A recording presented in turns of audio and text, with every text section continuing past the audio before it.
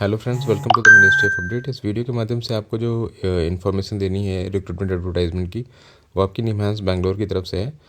इसमें आपका national institute of mental health and neuro sciences जो बेंगलुरु सेंटर है, उन्होंने वैकेंसी एडवर्टाइज की है। इसका जो स्टार्टिंग डेट आपका 3 फरवरी है और क्लोजिंग डेट आपका 4 मार्च रखा गया है। इसमें different category of post advertise की गई हैं। आप इसमें इस टेबल के अकॉर्डिंग आप देख सकते हैं क्या एज लिमिट है, क्या पे लेवल है और क्या किस ग्रुप की पोस्ट है, कितनी कैटेगरी वाइज वैकेंसी और टोटल नंबर ऑफ वैकेंसी कितनी है। तो मोटा मोटी मैं आपको बता दूं, इसमें सीनियर साइंटिफिक असिस्टेंट की एक वैकेंसी है, EEG technician, library assistant, assistant photographer, artist photographer, stenographer, assistant instructor, medical record technician. और इसमें आपकी जो मेजर पोस्ट है वो आपकी जूनियर सेक्रेटरी असिस्टेंट, जिसकी 22 पोस्ट है रहने वाली है। इसके अलावा आपकी हॉस्पिटल असिस्टेंट एंड बार्बर की पोस्ट है। Now come to the index. ये आपको एक इंडेक्स दिया गया है जिसमें आपको हर डिटेल वाइज इन्फॉर्मेशन किस पेज पे क्या दिया गया है इसके बारे में दिया गया है, just like your book index.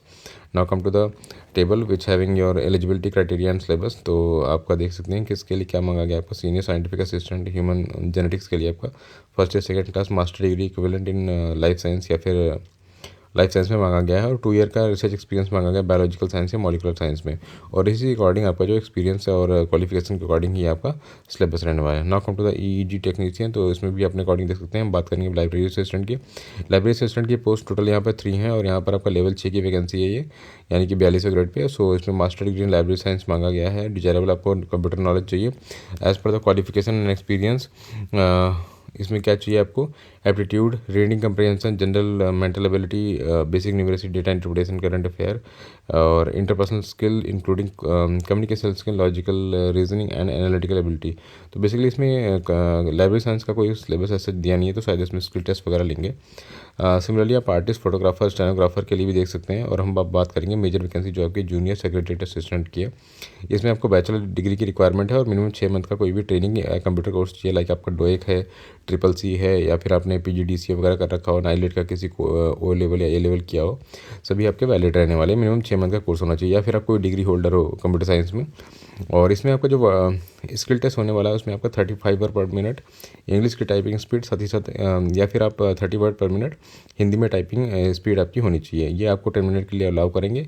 और इसमें इन्होंने की डिस्पर्सन पर आवर भी दिया है। तो अगर आप इंग्लिश में टाइपिंग कर रहे हो तो 10,500 की डिस्पर्सन पर आवर, और अगर आप हिंदी में कर रहे हो तो 9,000 की डिस्पर्सन पर आवर, जिसमें 5% या 5 की डिस्पर्सन की एरर अलाउड है। सिलेबस आपका जनरल SSC वाला सिलेबस है, लाइक जो मैंने लाइब्रेरी साइंस में बताया सेम सिलेबस यहाँ भी दिया गया है आपका। और हॉस्पिटल असिस्टेंट एंड बार्बर के लिए आप अपने अकॉर्डिंग ये देख सकते हैं क्या इन्होंने क्वालिफिकेशन वगैरह रखा हुआ है। निम्हांस ने साथ में ये भी बोला है कि ये किसी भी स्टेज पे किसी भी रिक्रूटमेंट में स्किल टेस्ट को अडॉप्ट कर सकते हैं, तो उसके लिए फ्री हैं, उनके पास राइट रिजर्व्ड है। नाउ कम टू द आपका कैलेंडर एक्टिविटीज़ आपको बोल दिया गया है। इसमें मैंने बताया जैसे आपको कि 3 फरवरी से 4 मार्च तक इसकी एप्लीकेशन चलने वाली है। एडमिट कार्ड आपके मार्च अप्रैल में से होंगे और अप्रैल में इसके एग्ज़ाम कंडक्ट कराए जाएंगे, और रिजल्ट वगैरह आपका जो भी है मई 2026 ऑनवर्ड्स आपका रिजल्ट डिक्लेयर कर दिया जाएगा। और प्रोविजनल सिलेक्शन लिस्ट आपकी मई जून में आ जाएगी, तो होपफुली ये जून तक आपका रिक्रूटमेंट एडवर्टाइजमेंट कंप्लीट कर दिया जाएगा। एप्लीकेशन स्टेटस की या फीस की बात करें तो अनरिजर्व OBC EWS कैंडिडेट के लिए आपको 1180 रुपये, यानी कि 1000 प्लस 180 रुपये आपको GST चार्जेस है। तो टोटल आपको ग्रुप बी पोस्ट के लिए 1180 और ग्रुप सी पोस्ट के लिए 885 रुपये देना पड़ेगा। SC ST अगर कैंडिडेट हैं तो आपको ग्रुप बी के लिए 885 और ग्रुप सी के लिए 590 रुपये देना पड़ेगा। केवल और केवल PWD कैंडिडेट्स को यहाँ पर फीस से एग्जम्प्ट रखा गया है। जनरल कंडीशंस वगैरह आपको यहाँ पे दी गई हैं कि कोई क्वेरी हो तो आप इस मेल एड्रेस पे पूछ सकते हैं। साथ ही साथ ऑनलाइन अप्लाई करने का लिंक दिया हुआ है आपको nimhans.int edutech करके, जो आपका लिंक है इस पर आप अप्लाई कर सकते हो। और इसके अलावा देखते हैं कुछ और इसमें एज रिलैक्सेशन आपको as per the government of India norm से मिलने वाली है। इसमें आपको इस टेबल में पूरा दिया गया SC ST OBC, और साथ ही साथ आपका जो सेंट्रल गवर्नमेंट सिविलियन एम्प्लॉई हैं उनको क्या एज रिलैक्सेशन मिलने वाला है वो इस टेबल में दिया गया है, उस अकॉर्डिंग आप देख सकते हो।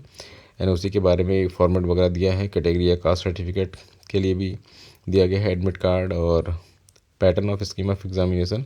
तो आपका जो स्टेज 1 एग्जामिनेशन है MCQ बेस्ड टेस्ट है, ठीक है। और mode of the test will be intimated in admit card. Test 2 आपको बेसिकली स्किल टेस्ट, या जहाँ पे स्किल टेस्ट नहीं होगा डॉक्यूमेंट वेरिफिकेशन होगा, जिसमें स्किल टेस्ट होगा उसमें बाद में डॉक्यूमेंट वेरिफिकेशन होगा। 100 मार्क्स का टेस्ट होगा, 90 मिनट्स का होगा, ठीक है। 1 मार्क्स का आपका करेक्ट है और 0.25 निगेटिव मार्किंग की बात है।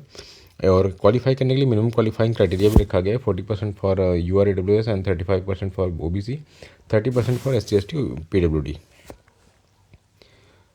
बस इस वीडियो के माध्यम से आपको यही जानकारी देनी थी। अगर आपको अगर अच्छी और इन्फॉर्मेटिव लग रही है तो आप मिनिस्ट्री ऑफ अपडेट्स को सब्सक्राइब करें और थैंक यू सो मच।